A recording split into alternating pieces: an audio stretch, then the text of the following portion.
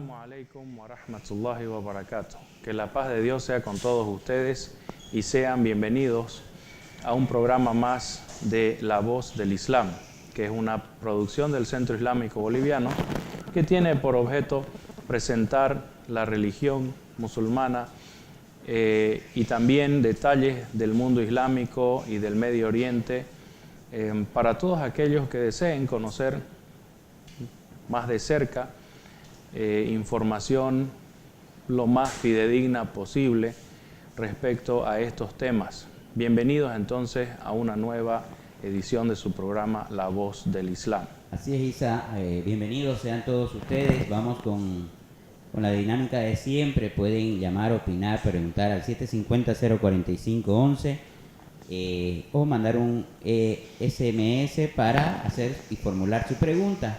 Bien, Isa, te comento que el anterior domingo nos llegaron bastantes mensajes. Uno de ellos es ¿cuándo es el día del Señor? También nos dicen hay pecados que Dios no perdona. ¿Qué se puede hacer para sacar los deseos carnales de la mente? Y bastante de este tipo de preguntas que a la gente le interesa mucho saber la respuesta a través de lo que es el pensamiento y la doctrina del Islam. Bien, Isa, vamos, te cuento que este día lunes vamos a tener un seminario sobre el tema de los ángeles y sobre los demonios. Así que la gente que quiera ir está totalmente invitada este día lunes a las 20 horas, es decir, a las 8 de la noche, de 8 a 9. Vamos a ir con nuestro cuarto seminario. La anterior semana habíamos hablado sobre el mundo de los ángeles y no nos dio tiempo para hablar sobre el mundo de los genios y de los demonios, así que este día lunes lo vamos a hacer en el Centro Islámico. ¿Dónde queda el Centro Islámico? Queda en el tercer anillo entre Canal Cotoca y Virgen de Cotoca, dentro, frente a la puerta de Infocal para la gente que se ubica. Son un ciclo de seminarios que han comenzado el 13 de junio y van a terminar el 8 de julio. Son 6 seminarios con 6 temas distintos, como ustedes podrán ver. El día lunes nos toca hablar sobre el mundo de los genios y de los demonios. ¿Sí? Es un tema por día que estamos haciendo por cada lunes y el ingreso es totalmente libre para la gente que quiera participar de la disertación. Bien, Isa, entonces vamos con la primera pregunta para que podamos ir contestando las inquietudes de los televidentes. ¿Cuándo es el día del Señor? Bien, esta pregunta se puede interpretar de dos maneras, ¿no es cierto? Primero, si hay una referencia a un día especial de descanso dedicado al Señor en la semana, como sería en el caso de los católicos el domingo, ya que la palabra domingo significa día de nuestro Señor. El segundo significado que le podemos dar a la pregunta es que cuándo sería el día del juicio final o el día en que el Señor, Dios, tome posesión de su reino. En este sentido, vamos a ir respondiendo primero si existe un día del Señor durante la semana para los musulmanes. Primero que nada, el significado del día del Señor tiene un significado positivo y tiene un significado negativo.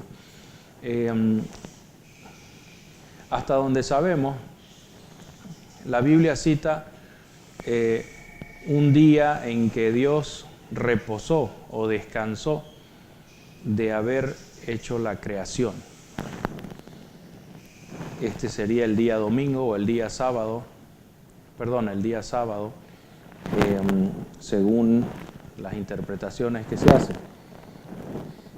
En este sentido, los musulmanes no tienen un día del Señor, porque los musulmanes asumen que Dios no necesita reposar ni descansar, no le agobia la creación de los cielos y la tierra. Entonces, si se interpreta como día del Señor, queriendo decir de que el Señor descansó un día y que la gente debe descansar ese mismo día, pues no existe ese concepto en el Islam, pues no se atribuye el cansancio a Dios, ni la necesidad de reposar, ni el reposo después de la creación. Si se entiende por día del Señor un día dedicado a Dios, ahí también podríamos ver que todos los días deberían ser dedicados a Dios. Todos los días merecen un pequeño tiempo, digamos, que nosotros le dediquemos a Dios. Los musulmanes rezan 5 veces al día y lo hacen todos los días. Si se entiende que en el día este del Señor hay un rezo especial al cual deben asistir todos los miembros de la comunidad, ahí sí podríamos responder afirmativamente y podríamos decir sí. Si hay un día especial en la semana para los musulmanes, se trata del día viernes. El día viernes es el feriado semanal de los musulmanes y el viernes al mediodía se realiza el rezo principal de toda la semana, que se denomina rezo del Jumu'ah, o en árabe Salat el-Jumu'ah, que significa el rezo comunal o rezo comunitario, donde todos los adultos de la comunidad asisten a este rezo. En especial hay un énfasis especial, es obligación de los varones adultos asistir a este rezo. Aquí en Santa Cruz de la Sierra lo realizamos en la mezquita del Centro Islámico Boliviano, que está situada frente a Infocal, en el tercer anillo interno, entre Avenidas Virgen de Cotoca y Avenida Canal Cotoca. Entonces, ¿dónde se va a llevar a cabo el seminario? Exactamente. Si hablamos de un día del Señor, por un día a la semana que se dedique a Dios o que tenga relación especial con Dios, se trataría el día viernes entonces. Pero de ninguna manera el Islam reconoce que Dios haya descansado o que necesite descansar de ninguno de los actos que realiza. Y por lo tanto, el día viernes no es exactamente un día de reposo. Es más, la persona que desee trabajar el día viernes no tiene ningún problema. El Sagrado Corán dice, si se llama al rezo el día viernes, asistid a la oración, a recordar a Dios. Y una vez terminada esta ceremonia, terminado este rito, dispersados por la tierra buscando el sustento de Dios. Entonces aquí se ve claramente que el rezo del mediodía tiene aproximadamente 1 hora de duración y la persona debe estar ahí, debe cerrar su negocio, debe salir de su casa, debe ir a la mezquita, el adulto, el varón especialmente. Y una vez terminado este rezo, la persona puede volver a trabajar o puede ir a su casa, en fin, puede hacer lo que vea conveniente. No es necesariamente un día de reposo. Saliendo un poco de lo religioso y entrando ya en lo que es costumbres seculares, en los países de mayoría musulmana se acostumbra tener el viernes como día de feriado. Es decir que como aquí tenemos sábado y domingo, en los países de mayoría musulmana se tiene el jueves y el viernes. Como una consideración especial y una manera de mantener buenos lazos con las pequeñas minorías cristianas que existen en el mundo islámico, en varios países de mayoría musulmana, también en consideración a los cristianos, se ha dispuesto que los días viernes y los días domingos sean días feriados durante la semana. Entonces, eso ya son temas más seculares, son decisiones que toman los gobiernos. Como les digo, en algunos países de mayoría musulmana es el jueves y el viernes el fin de semana y el feriado. En cambio, en otros países donde existen pequeñas minorías cristianas, como el caso de Egipto, Siria, Jordania, Palestina, se toma el viernes y el domingo en consideración a los cristianos que también merecen un día de feriado. Bien, eso sería entonces en cuanto a la primera pregunta, Jaime. Bueno, bien, entonces vamos con la segunda. ¿Hay pecados que Dios no perdona dice Antonio, es una buena pregunta para saber si hay pecado donde Dios no tiene benevolencia de sus criaturas. Bien, primeramente decirle que Dios constantemente nos recuerda que Él es clementísimo y misericordiosísimo. También nos dice que es duro en su castigo. Y nos dice el profeta Muhammad, la paz y bendiciones de Dios sean con él, que Dios dijo, mi misericordia vence a mi ira. Es decir, que la tendencia de Dios hacia el perdón y la misericordia es mucho mayor que la tendencia hacia la ira y el castigo. Sin embargo, Dios mismo nos hace ver de que existen algunas faltas que cometen las personas que no llegan a merecer la misericordia o el perdón de Dios.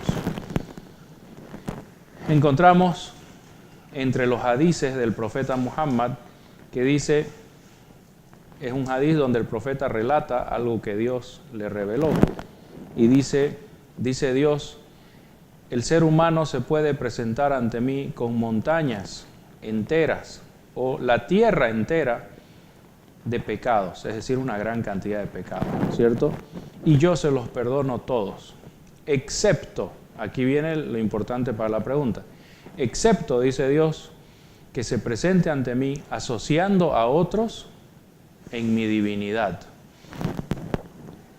Esto, asociar a otros junto con Dios en la divinidad, es lo que los musulmanes denominan ashirk.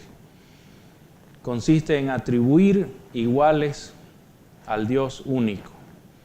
Atribuirle padres, atribuirle madres, atribuirle hijos, asociados. Es decir, atribuirle toda una serie de parentelas y asociados que no existen en la realidad. Que Dios es el único divino, es el único que debe ser adorado. Esto también incluiría algunas clases de ateísmo donde la persona reemplaza a Dios con su propia personalidad, con su propio carácter, convirtiéndose él en su propio Dios. En este caso estaría reemplazando a Dios con otro fuera de él. En la Biblia dice claramente, ¿no es cierto?, no adorarás a otros fuera de Dios. Dice también, y porque el Dios de Israel es un Dios celoso, que no acepta que se adore a otros fuera de él. Bueno, este es el mismo sentido que se le da en el Islam. Se trata del primer mandamiento. Oye Israel, nuestro Señor uno es. Amarás a Dios por sobre todas las cosas. Y en otra versión dice, adorarás a Dios por sobre todas las cosas. En el Sagrado Corán dice, Dios es uno, es único, no engendró ni fue engendrado, y no hay nada que se compare a Él. En este sentido, el único pecado al cual Dios advierte que no va a perdonar en el día del juicio final es el pecado del politeísmo, atribuir iguales a Dios o adorar a otros dioses fuera de Dios, del Creador de los cielos y la tierra. Los demás pecados pueden ser perdonados por Dios en su infinita gracia y misericordia, siempre y cuando lo vea Él así conveniente. De todos modos, mientras menos pecados se tenga, es más seguro, ¿no es cierto? Esa sería entonces la segunda pregunta, Hamed. Ese único pecado, atribuir iguales a Dios, es el que no se puede, o Dios no lo perdona. Bueno, muy bien, Isa. Hay otra pregunta que dice, ¿qué se puede hacer para que los deseos carnales salgan de la mente? Nos las envía Antonio. Bien, primero que nada hay que decir que el deseo carnal en sí no es malo, es parte de la naturaleza de los seres humanos. Nosotros fuimos creados con una parte material, una parte carnal, ¿no es cierto? Y parte de nuestro ser humano, esa parte material, reacciona con instintos que son similares a los de los animales. Esto no es en sí malo. La manera de satisfacer estos instintos recién se puede clasificar como una manera lícita o una manera ilícita. Entonces, si ustedes se fijan, el deseo carnal en sí, en general, no es malo. Satisfacer el deseo carnal de manera prohibida por Dios, eso sería, si se nos permite utilizar la palabra malo. En cambio, satisfacer el deseo carnal de manera lícita, agradable a Dios, eso no tendría nada de malo. Entonces, podremos llegar así a una conclusión anticipada, es decir, que no todos los deseos carnales deben salir de la mente. Pero si la intención del que pregunta es, bueno, el deseo pecaminoso, ¿no es cierto? El deseo carnal que es contrario a lo que Dios manda, en este caso el Islam sugiere varias cosas que en general aquí a la sociedad no les gusta ni oír hablar de eso, ¿no? Por ejemplo, para que disminuya esta tensión del deseo carnal pecaminoso, se recomienda vestir ropa más recatada, tanto al hombre como a la mujer. ¿Cómo va a poder una persona quitarse el deseo carnal si prácticamente la carne se le mete por los ojos, ¿no es cierto? Enciende la televisión, en la internet, en varios medios de comunicación audiovisuales está una propuesta agresiva, ¿no es cierto?, de placeres carnales, los cuerpos de hombres y de mujeres.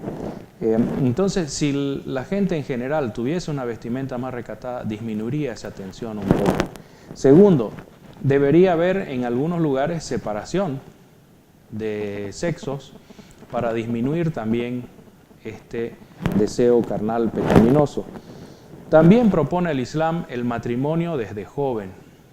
Ustedes saben que según la ley islámica, una persona ya es responsable, ya es maduro físicamente y mentalmente, se lo considera también maduro, con ligeras excepciones, desde el momento en que tiene madurez sexual. Es decir, en el caso de Santa Cruz de la Sierra sería 12, 13 y hasta 14 años en nuestra zona.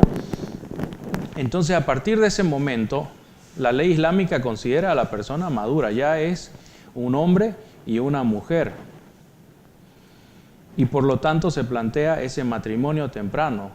Y obviamente que el sistema educativo debe también anticipar esta situación legal y debe educarse a los niños y a las niñas, a los adolescentes y a las adolescentes, para llegar a esta madurez al mismo tiempo que les viene la madurez sexual. Entonces, las personas estarían preparadas para la vida ya a los 15, 16 años, cuando están en su mejor momento físicamente y están también con los sentidos más lúcidos y pueden aprender y pueden absorber mucha información en este momento. Entonces, en ese momento es que el Islam aconseja a los hombres y a las mujeres que se casen. El matrimonio es una gran manera de preservar la pureza, ¿sí?, de la persona en sus sentimientos y en sus deseos también, porque como les dije, no todos los deseos carnales son pecaminosos. Un esposo puede desear carnalmente a su esposa, es lo mejor, ¿no es cierto? Y al contrario también, la esposa debe y puede desear carnalmente a su esposo y eso sería lo más recomendable. Entonces, dentro del ámbito del matrimonio, sí se puede dar el deseo carnal y se puede dar la satisfacción lícita del deseo carnal. El profeta Muhammad recomendaba, algunas personas decía, si usted como hombre, ¿no?, si usted sale a la calle y ve lo que no debería ver y se ve afectado por estas imágenes, que varios estudios psicológicos sugieren que el hombre se excita visualmente más que la mujer, mucho más que la mujer. Entonces aconseja el profeta Muhammad llegar a su casa, ¿sí? Y tratar de hacerle el amor a su esposa, o sea, tratar de satisfacer ese deseo carnal de manera lícita. Obviamente debemos recordar aquí que el Islam es la única religión que prohíbe al esposo forzar a la esposa. Dijo el profeta Muhammad: no caigan sobre sus esposas como el depredador cae sobre su presa. Deben hablarles cariñosamente y la relación sexual debe darse por mutuo consentimiento. Bueno, no todos se van a poder casar, James. No nos apuremos. A los que no se pueden casar, el profeta Muhammad les recomienda el ayuno. Dice: procuren casarse desde jóvenes, y los que no puedan, procuren ayunar seguido, que eso será bueno para su salud, para su vista y para sus sentimientos. Entonces, a través del ayuno, que en el Islam es dejar de comer, dejar de beber y dejar de tener relaciones sexuales desde que sale el sol hasta que se pone, la persona también logra disminuir un poco la tensión sexual generada por estos deseos carnales indebidos, ¿no es cierto? Pero se recomienda el ayuno especialmente a los solteros que son adultos. O sea que también sería una manera de cortar estos deseos carnales, siempre tratando de responder a la pregunta. Bien, dice un mensaje: soy Dino, un viejo amigo nuestro del programa. Concuerdo contigo que los deseos carnales no pueden ser sacados de nuestra mente, sino que está en el dominio de nuestra mente con respecto a nuestros deseos. Bueno, muchas gracias, Dino, por la opinión. Sí, tiene mucho de sabio esto, ¿no? Mientras más la persona controle sus deseos carnales, mejor será su comportamiento. Y precisamente ahora viene el mes de Ramadán, ¿no es cierto? El mes del ayuno, cuando la persona somete el cuerpo al control de la mente, se abstiene de las cosas que más le agradan al ser humano: la comida, la bebida y las relaciones sexuales. Entonces sí, concordamos bastante con lo que dice nuestro amigo Dino. Bien, Isa, antes de pasar a la siguiente pregunta, quiero invitarlos al seminario que tendremos este día lunes en el Centro Islámico sobre el tema de el mundo de los genios y de los demonios, una continuación de lo que hemos venido hablando el anterior lunes sobre el mundo oculto de los ángeles. Fue bastante ilustrativa para conocer los mundos ocultos que no podemos ver, y ahí vamos a poder apreciar de dónde vienen los fantasmas, los espíritus, la brujería.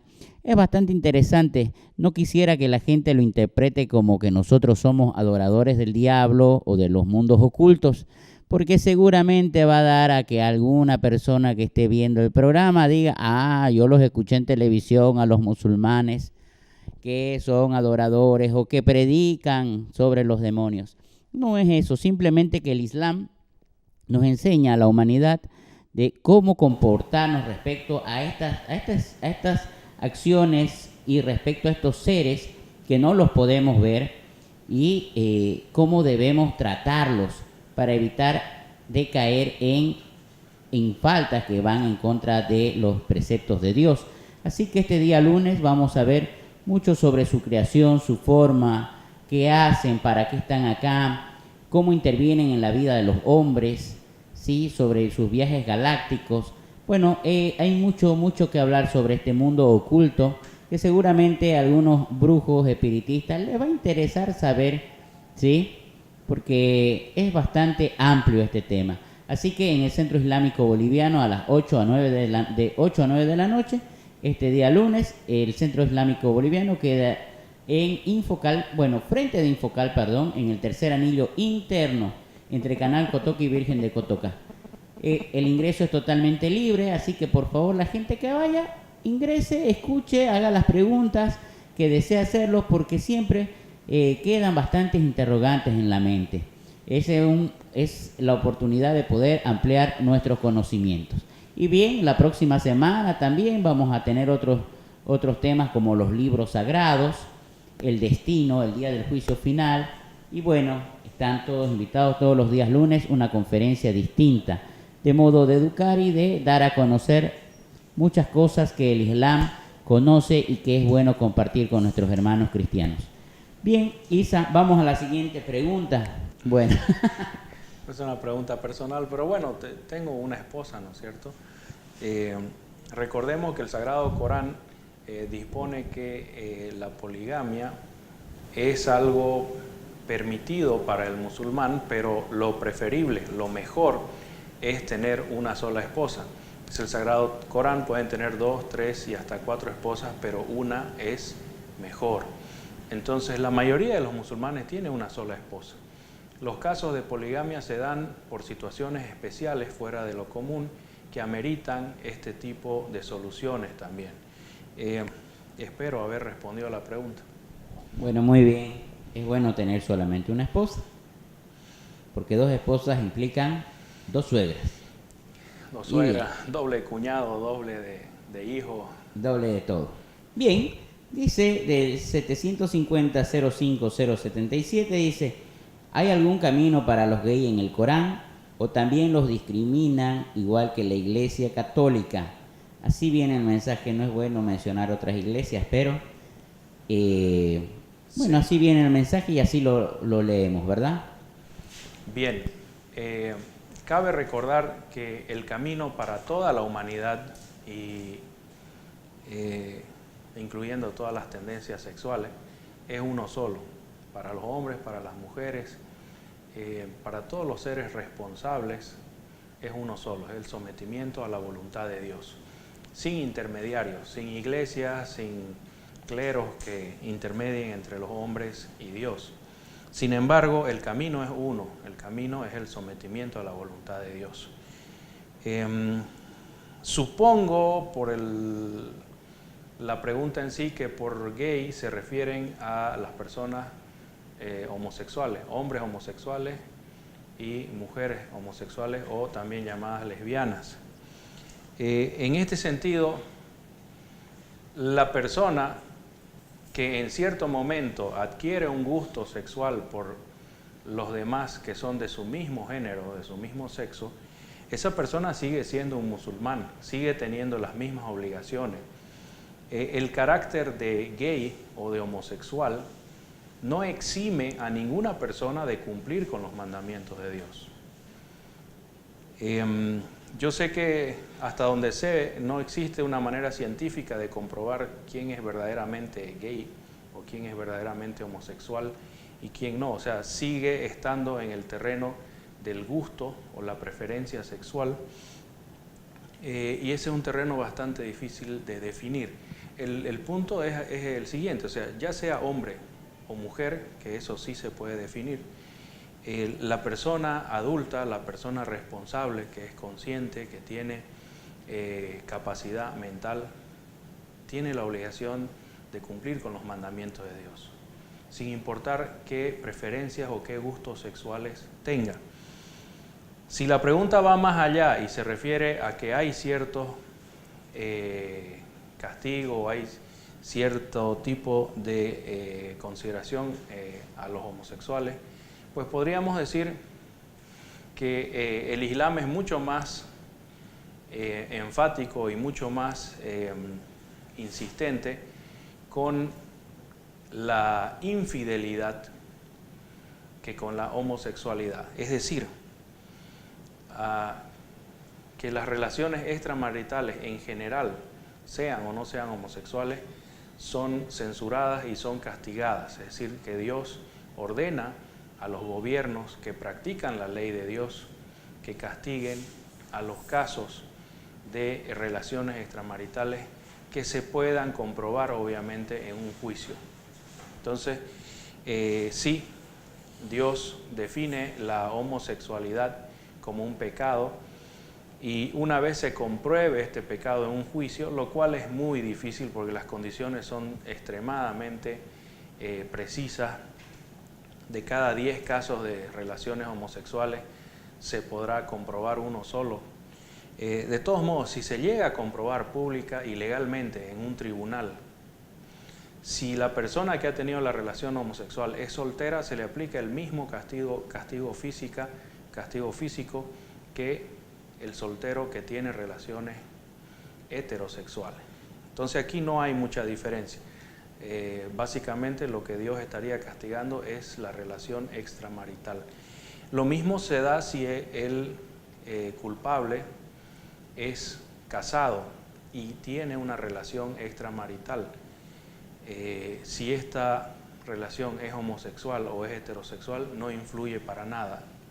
La persona que después de un juicio se le comprueba el adulterio, ¿no es cierto?, que deriva de su condición de casado, es castigado con la pena de muerte por adúltero, sea hombre o sea mujer, sea homosexual o sea heterosexual o cualquier gusto que tenga, cualquier placer especial que tenga. Si se cumplen las condiciones de la figura legal del adulterio, entonces es un delito tipificado por la ley de Dios, la ley Sharia.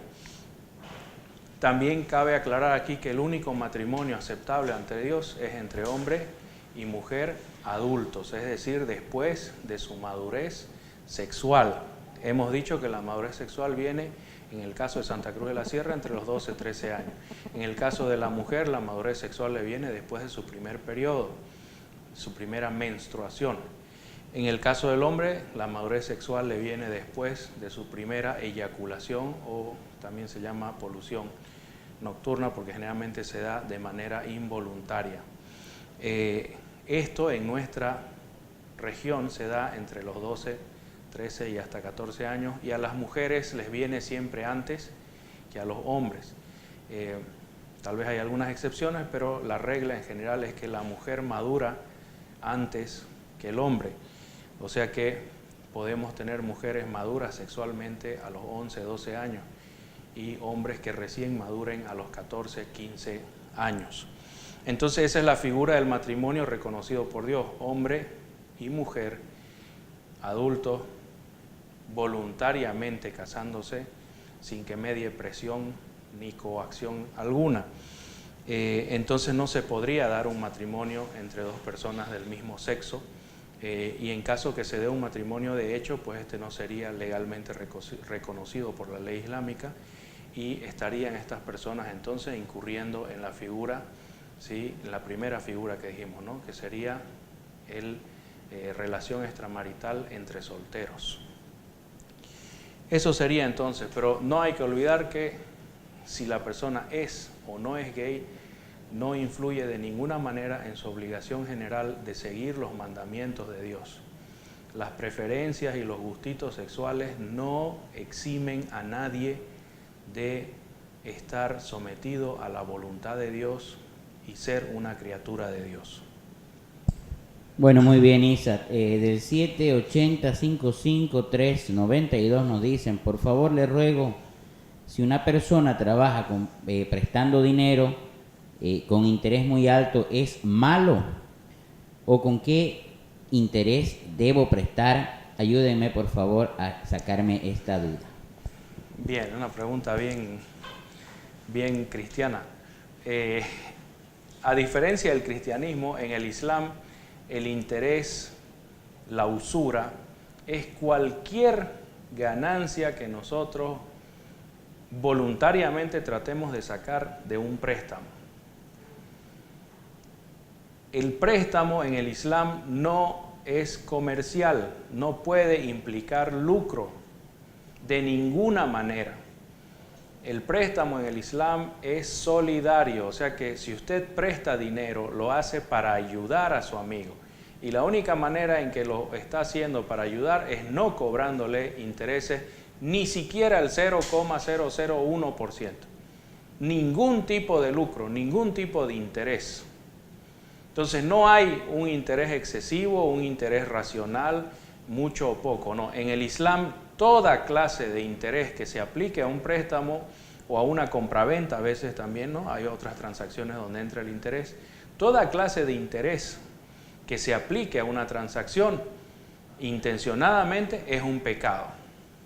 Y en el Islam la usura, cobrar intereses, es un pecado gravísimo, mucho más grave que el adulterio o la fornicación. Fíjense, es increíble, ¿no? Pero cobrar intereses, ser usurero es peor que ser fornicador o ser adúltero. Es peor ante los ojos de Dios.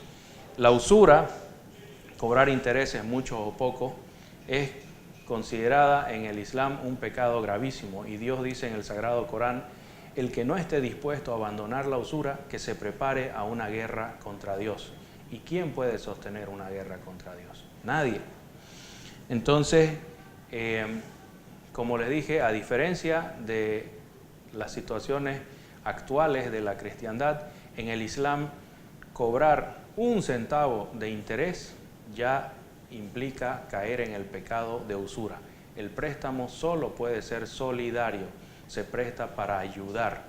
Y si la otra persona no puede pagar, hay que ser tolerante, no hay que meterlo preso a la primera, no hay que quitarle su auto a la primera, hay que ser tolerante, hay que ser paciente y hay que estar dispuesto incluso a perdonar. Esa es la manera en que se hace el préstamo solidario. Otras maneras, confiscándole sus bienes, ejecutando las hipotecas, las garantías, etcétera, a primera oportunidad, no son de ninguna manera solidarias, sino que son préstamos con fines de lucro. Bien, Isa, bien. Tenemos otros mensajes. Dicen, estimados amigos de La Voz del Islam, quería agradecerles por su programa, ya que permite una mejor comprensión de la cultura y religión que profesan, y no lo que hacen ver, no lo que hacen ver los medios de telecomunicación como extremistas. Bien, gracias por el comentario. Quiero también leer una pregunta que nos llega un poco, parece incompleta. ¿Por qué los testigos de Jehová no permiten hacerse? Dicen que Dios no lo permite. ¿En qué parte de la Biblia está eso? Del 7:13, 82:5-47. Creo que está bastante incompleta. ¿Por qué los testigos de Jehová no permiten hacerse? Hasta ahí, ¿hacerse qué? Dicen que Dios no lo permite. ¿En qué parte de la Biblia está eso?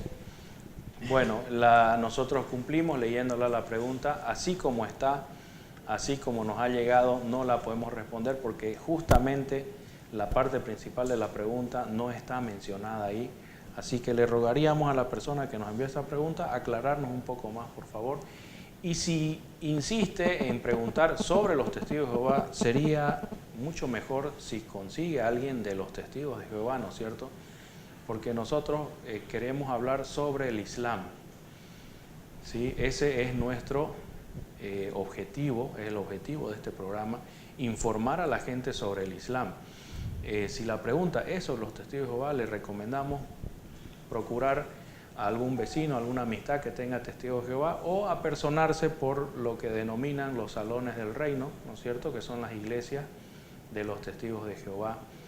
Y esta comunidad cristiana también visitan de casa en casa, dándose mucho la oportunidad de poder hacer estas preguntas. De todos modos, muchas gracias por comunicarse con nosotros y esperamos que se aclare la pregunta o que la dirija de preferencia a los testigos de Jehová mismos. Sí, verdad. Sería poco ético hablar de algo que no es nuestro tampoco, ¿no? Hablar de otras religiones sin ser ni tener mucho conocimiento sobre ellas, mejor que ellos, ¿no? Existen profecías de Mahoma en el Corán, dicen del 773, 49, 512.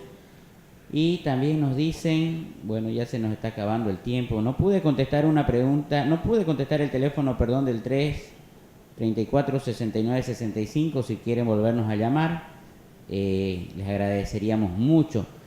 Y también nos preguntan, bueno, primero esa pregunta, ¿existen profecías en el Corán sobre el profeta Mahoma? Yo quería preguntar aquí, o sea, no se entiende bien, ¿existen profecías en el Corán sobre el profeta Mahoma?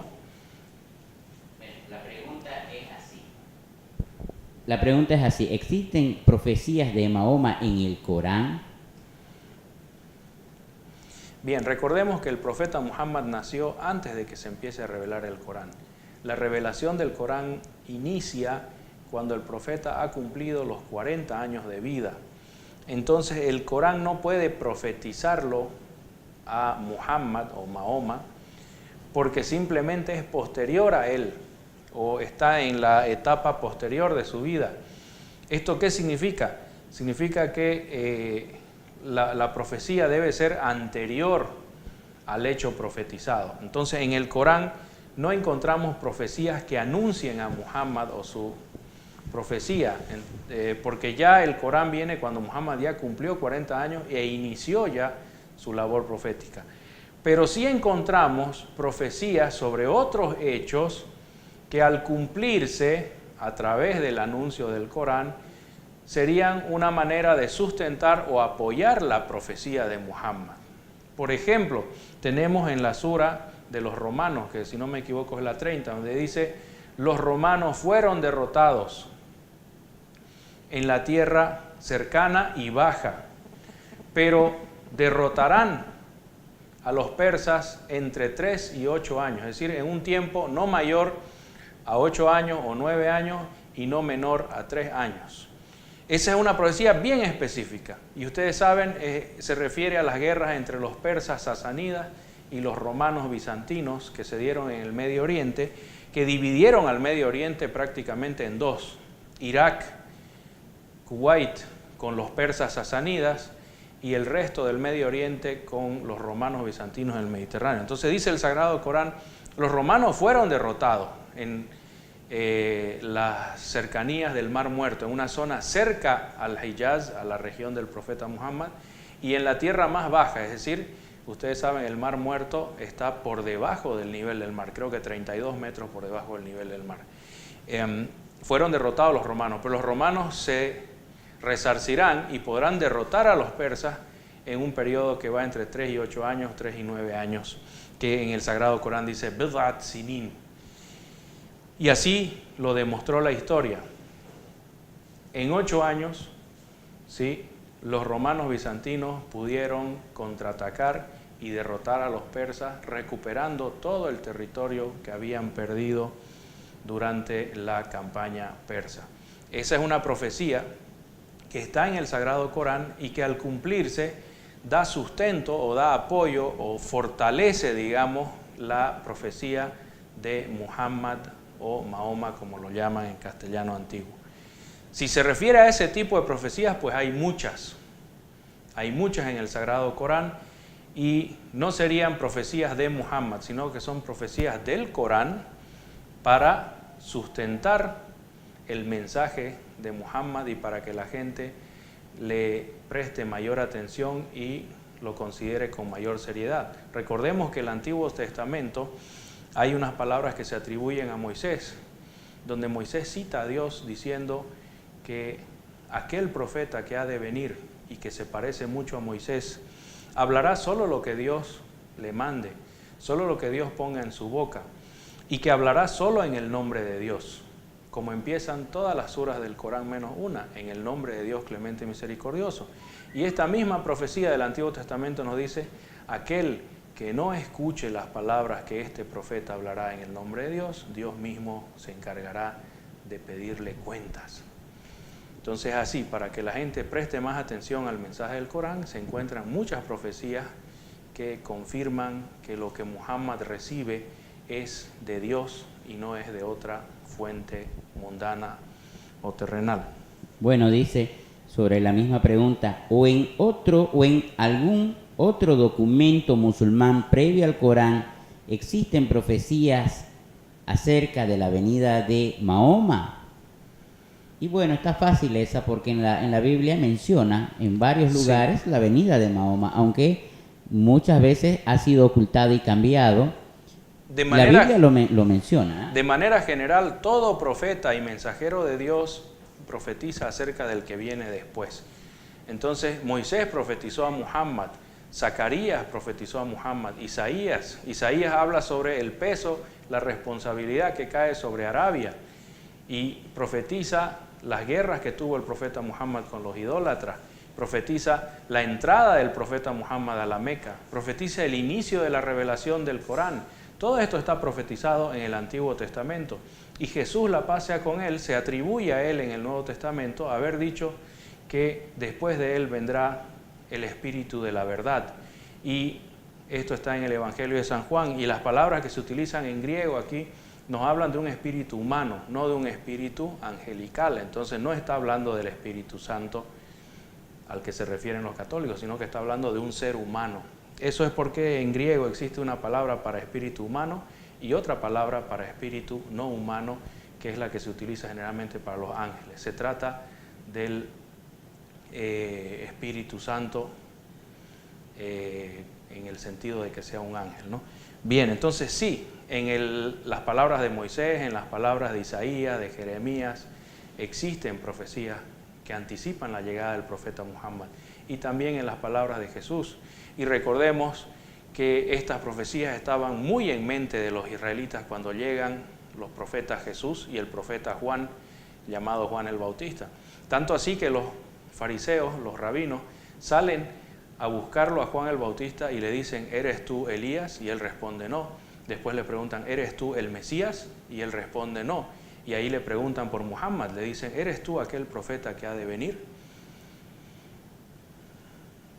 Extrañamente para los cristianos en general, Juan responde no. Entonces nos quedamos con 4 figuras aquí. Tenemos a Juan el Bautista, un profeta, tenemos a Elías, un profeta, tenemos al Mesías, Jesús, la paz sea con él, y tenemos a otro profeta que ha de venir. En vista de que ya se preguntó por los primeros 3, solo nos queda que el profeta que ha de venir es Muhammad. Y así lo dijo Moisés, que se levantará un profeta de entre los hermanos de Israel y que será igual a Moisés, es decir, muy parecido en su vida, en su carácter, en su vivencia a Moisés, y que hablará solo en el nombre de Dios. Cada uno de los capítulos del Sagrado Corán empieza en el nombre de Dios, clemente, misericordioso. Bueno, es un tema muy amplio, muy bonito, y la respuesta es sí. El Antiguo Testamento y el Nuevo Testamento profetizan acerca de Muhammad, y muchos cristianos esperaban la llegada de una persona, ¿sí?, después de la ascensión de Jesús, la paz sea con él. Bien, dice Dino, felicidades por su programa. Bueno, nos están llamando. Felicidades por su programa, sigan brindando la luz a la gente sigan guiándolos con su paso. Gracias Dino por sus mensajes muy alentadores. Vamos a otra pregunta. También nos dicen el 721-58573, ¿sí? El tiempo nos está pisando, ¿no? Sí. Pues sí. ¿Me podría decir qué piensa el islamismo de los masones? El Islam, no el islamismo. El islamismo, dice la pregunta. Pero bueno. Sí. Bueno, la tendremos que dejar para el próximo programa, si Dios quiere, porque ya nos avisan que se nos termina el tiempo. Y como ustedes saben, el tiempo, si nosotros no lo cortamos, Él nos corta a nosotros. Les agradecemos mucho por su atención. Vamos a tomar nota de todas las preguntas que han hecho. Y ustedes saben, durante la semana también pueden mandar mensajes, pueden comunicarse a través del Facebook también para hacer sus preguntas, y trataremos de encontrar las respuestas lo más cerca a la verdad posible, y si Dios quiere nos encontramos en la siguiente edición de su programa La Voz del Islam. Así es, el día lunes, no se olviden, están invitados a la conferencia de El mundo de los genios y de los demonios, para que la gente interesada pueda conocer algo nuevo. ¿Sí? Es en el Centro Islámico Boliviano de 8 a 9 de la noche. Vayan y sean puntuales, por favor. El ingreso es libre y los esperamos. ¿Este lunes qué fecha es, Isa? El lunes que viene va a ser 24. 24, lunes 24. Vamos a hablar sobre los mundos ocultos de los ángeles y los demonios. Bien, asalamu alaikum para todos ustedes. Hasta una próxima ocasión y muy buenas tardes. Asalamu alaikum. La paz de Dios sea con todos.